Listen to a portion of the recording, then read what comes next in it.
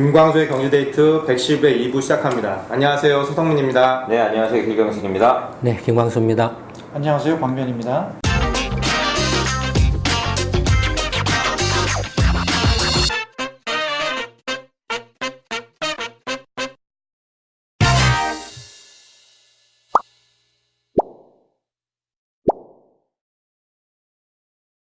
일 1부에 이어 2부에서도 광변이 함께 해주십니다. 네, 2부에서는 어떤 이야기로 시작을 할까요? 네.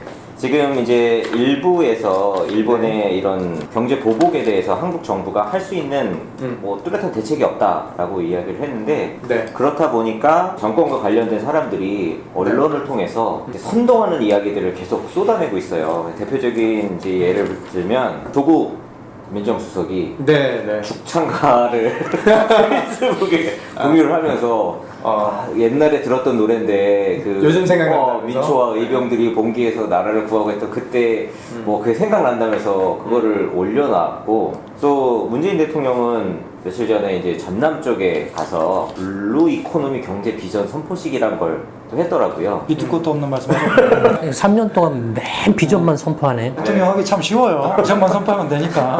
근데 이제 여기에서 어떤 이야기를 했냐면 예전에 이제 이순신 장군이 네. 여기 전남 도민하고 12척의 그 배를 가지고 나라를 지켰다. 네. 어려운 때에는 서민들이 힘을 발휘해야 된다. 이런 식으로 또 이야기를 했더라고요. 유시민 씨는 그 아베 정권이나 이런 어떤 정책에 대해서 일본에 대해서 옹호하는 사람은 일본 가서 살라. 일본 가서 살아라. 왜 여기 있냐. 그런 식으로 또 이야기를 해서 그 청와대 외교안보실 네. 김현종 2차장은 또 국사책에서 봤던 국제보상운동이 떠오른다며. 국제보상운동하고 1997년 IMF 외환위기 네. 금모으기 운동 얘기를 네. 했더라고요. 언론 인터뷰에서. 저 그거 보고 너무 놀래가지고.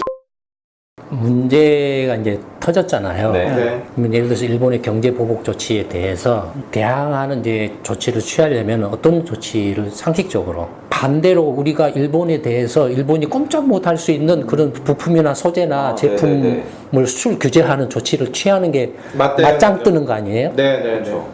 근데 그게 아니고 지금 하고 있는 건 뭐죠? 첫째, 미국 트럼프 형한테 가서 이렇게 도와달라고 이렇게 바지가랑이 붙였는데 트럼프 형 만나는 건 택도 없고 그 다음에 이제 WTO에 제소한다. 그 외에는 지금 이제 기업 총수들은 좀 일본을 왔다 갔다 하면서 그냥 막 이렇게 사정하면서 이렇게 그 확보하려고 하고 있고 네. 반면에 이제 문재인 정권이나 민주당이나 이런 사람들이 하는 소리는 죽창가, 국제보상운동 지금 문제가 그거냐 이거예요. 이게 지금 소재 대책 없다는 얘기네요. 그렇죠. 반증, 대책이 없다는 반증이네. 네, 그다음에 이제 자존심이 상한다 이거 아베한테 가서 이렇게 또 고개 숙이고 가서 뭐 이렇게 늦었지만 지금이라도 이야기를 해보자라고 가서 무릎 꿇고 가도 지금 모자라잖아요. 그렇죠. 적반하장으로 사실들이나 현실들을 객관적으로 직시하고 문제를 해결할 수 있는 방법을 찾아야 된다라고 이야기하는 사람을 저놈은 친일파야. 그러면서 친일파들은 다 일본에 가서 살아. 그러니까 지금 문제를 해결하려고 하는 게 아니라 내년 선거로 몰고 가고 있는 물 거예요. 들어왔다고 노조 올라가고 있는 거네요, 지금.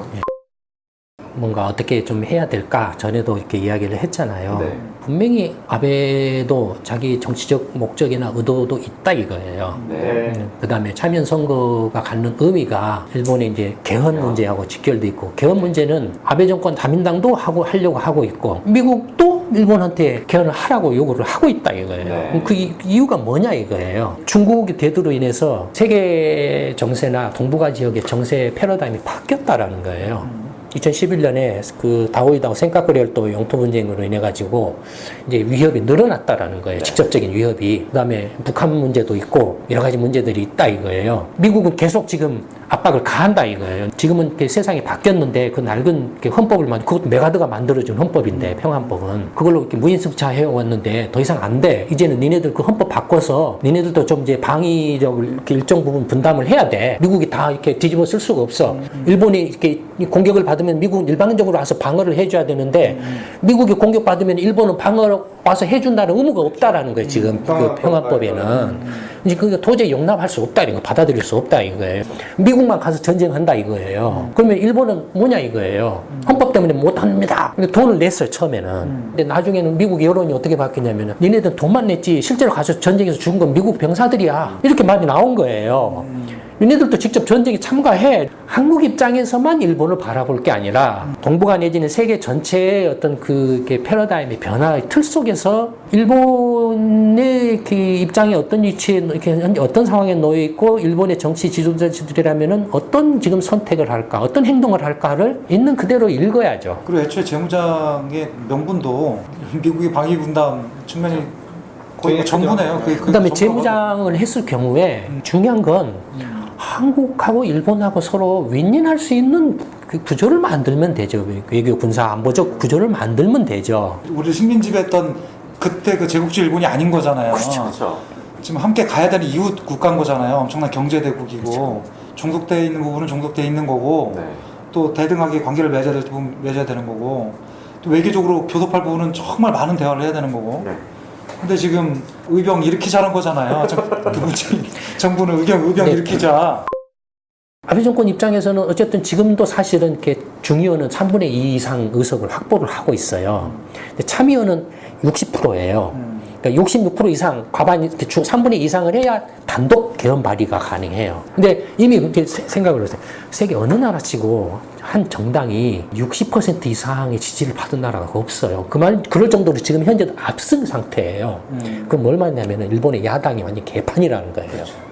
그러니까 야당이 개판이니까 그건 뒤집어 놓고 말하면 일본 국민들이 정치 혐오감이 최고조에 달했다라는 거예요. 근데 일본도 지금 야당도 싫고 자민당도 싫어. 근데 뽑아줄 놈이 대안이 없어요. 답답한 거예요. 그러니까 기권을 해버려요. 투표율이 낮아요. 특히 젊은층. 나이 먹은 층만 가서 이제 열심히 심각한 상황이군요. 네. 이미 일본은 초고령화 사회에 들어가 있기 때문에 실버 디마크레시 상황이에요, 지금. 한국도 지금 이제 그런 상황으로 들어가고 있어요. 일본이나 한국이나 빨리 이 노인 정치를 이렇게 답하지 않으면 희망이 없어요. 네. 지난번 저희 정치권에서. 방송에서 나간 다음에 댓글에도 보면 아무리 실리가 중요하지만 이 굴욕을 다 참고 이렇게 한다라는 게 너무나 이게 치욕적이다 그런 댓글도 있더라고요. 아니, 그럼 현실적으로. 그렇죠. 뭘 어떻게 반도체를 만들고, 어떻게 OLED를 만들고, 어떻게 그 디지털 제품을 만드냐 이거예요. 일본이 목적인 숨통 쉬고 있는데, 네. 현실적으로. 아니 한간에 뉴스 보니까 네.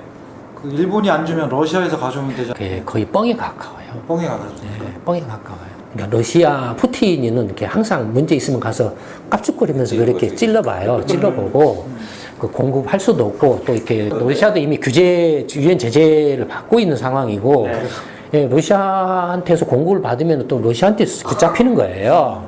러시아보다 일본이 훨씬 믿을 만한 나라잖아요. 그럼 맞잖아요. 그건 말할 필요 없죠. 말할 필요가 없잖아요. 네, 말할 필요가 없죠. 근데 그 이재용 씨가 어쨌든 지난주에 그 일본 갔다 왔잖아요. 갔다 오고 나서 이제 쭉 언론에 나오는 기사들을 보니까 일단은 반도체 생산 자체는 멈추지 않고 지금 진행된다고 하더라고요. 그 수출 규제라는 게 이제 일본이 아까 말한 것처럼 표현은 수출 규제가 아니다라고 지금 말을 해요. 수출 혜택을 없앤다라는 거예요.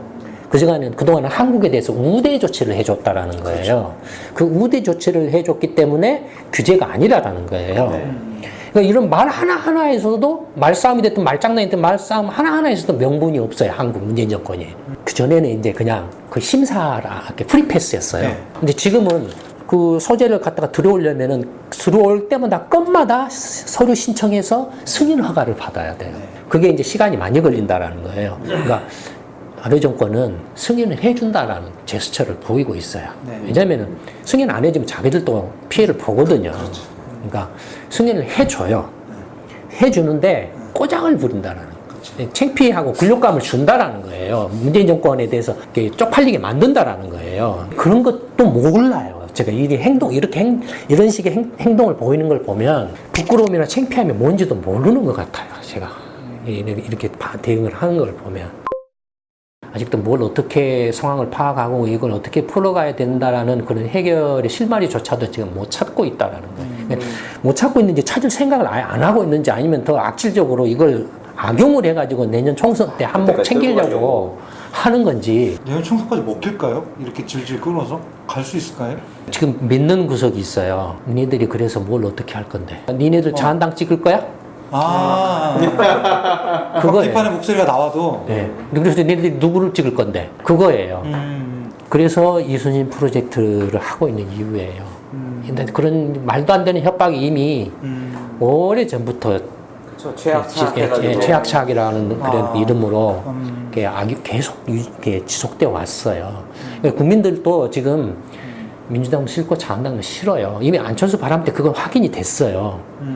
문제는 뭐냐면은 이런 상황에서 누가 이렇게 정말로 이렇게 합리적이고 냉정하게 문제를 직시를 하고 해결책을 풀어갈 수 있는, 그러면서도 미리 지향적으로 나아갈 수 있는 그런 걸 이렇게 이끌 수 있는 그런 대안을 만들어내야 되는데, 민간 부분은 그런 역량이 있어요.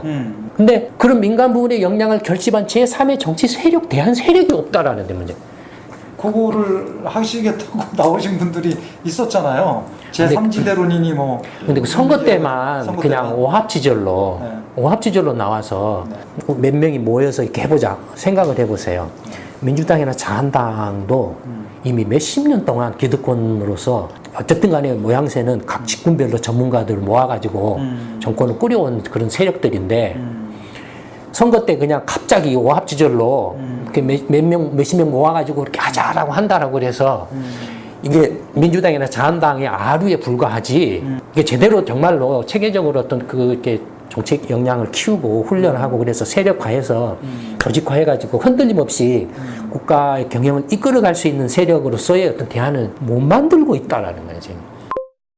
그걸 근본적으로 이렇게 바꾸려면 정말로 이렇게 이순신 프로젝트에서 이렇게 정책 아카데미를 통해서 국가를 경영하는 데 필요한 정책 역량을 훈련을 받는데, 시민사회 전문 직종에 종사하는 분들이 많이 참여해서 새로운 정말로 시민사회로부터 준비 역량, 이렇게 정책적 역량을 갖춘 세력이 나와야 돼요. 저희가 정책 아카데미를 3년 전부터 이렇게 해왔는데, 작년인가 기존 정치권에서 정당들이 나왔었죠. 다 흉내를 내서 네. 정책 아카데미를 한다라고 쇼를 부렸어요.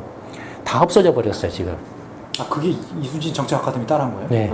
저희가 그거 해서 2기인가 3기인가 후에는 1년 정도 네, 지나고 나는데 그 다음 해에 네. 그런 게 엄청 많이 나오더라고요. 네. 지금은 다 없어졌어. 정책 역량을 키울 수 있는 컨텐츠나 노하우나 그 교육 프로그램이 갖춰져 있어요. 와서 한번 확인해 보시라라는 거예요. 네. 사실 그동안에 참여하신 전국 각지의 많은 시민들이 그게 엉터리였다라면 이렇게 이순신 프로젝트가 절박하고 절실하다라고 이야기를 하시겠냐, 이거예요. 마지막으로 소감. 일단 하부리그에 있다가 어때요? 메이저로 오니까. 메이저로 오니까 정말 일단 격이 다르네요. 격이 다르고, 페이스북에서만 뵀던 우리 소장님 말씀 직접 들으면서 호흡하시는 것까지 느끼니까 너무 감사하고 영광이고, 첫 시간이었는데도 시각이 좀, 그러니까 식견이 좀 넓혀진 느낌? 그러니까 여러 방면으로 문제를 봐야 된다라는 생각이 너무 많이 들었어요. 네.